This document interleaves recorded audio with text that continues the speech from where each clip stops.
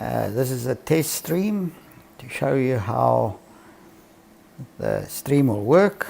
I would normally start with a background image as we're getting ready to prepare. You don't want cameras all over the place running around.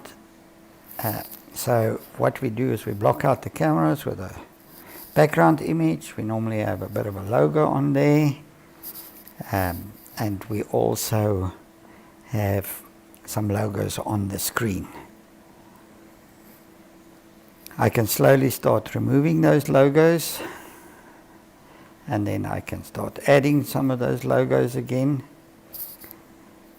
in order for the viewing public to see the exact image. What I like to do normally is when I'm ready, I remove the image. As I remove the image, I first go to the front-facing camera of the iPad. Then you will see the commentator on the stream going out. At any point I can add a logo or remove a logo like that, bring in the logo, start informing people that it's test functionality, ask them to go on standby, or tell them that the team is warming up. As the warm-up is finished, I remove the warming up function. If I'm ready to go to live action, I remove the standby. I can also remove the test functionality, and not to have the screen too cluttered, I remove the logo. At this point, I am now ready to go to the live feed. Today I've got 2 cameras set up. You will hear the 2 cameras are outside currently. You will hear as soon as I go to a camera, the audio from that camera will be picked up together with the audio from the iPad. I have just gone live to one of the cameras outside. You can see the view, and if there was audio outside, you would also pick up that audio. I can then switch to my secondary camera. So as soon as I switch to the secondary camera, you will see that angle as well as the audio coming from that specific camera. Then at any point I can switch back to the main camera on the iPad.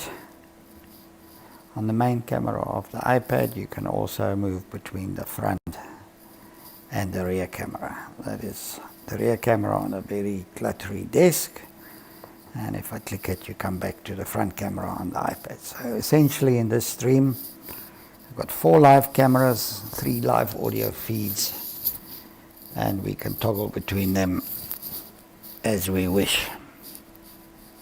And as soon as something goes wrong and you have a bit of a break in the functionality, you can either go to a black screen, which I don't really prefer. So as soon as you don't have any feed that you can bring in, it's better to go to a static image and then immediately switch on the standby function.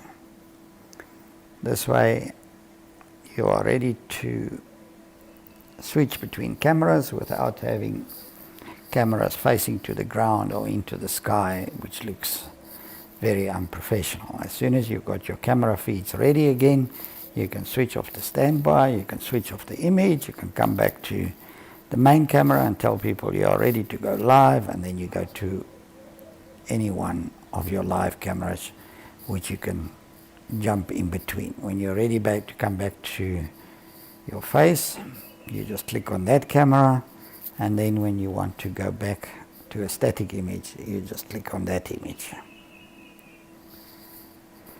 At this point you might want to put on some logos. Put on the lower third, you can put on the logo, and then you can put on that image.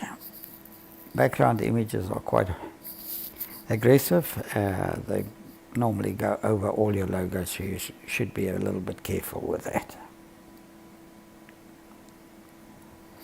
When I'm ready to go on standby mode, I click that one, click the standby, and then people will be waiting for the next event to come.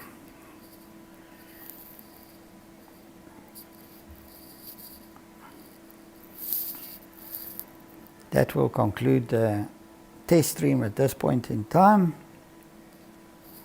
Let's see how that stream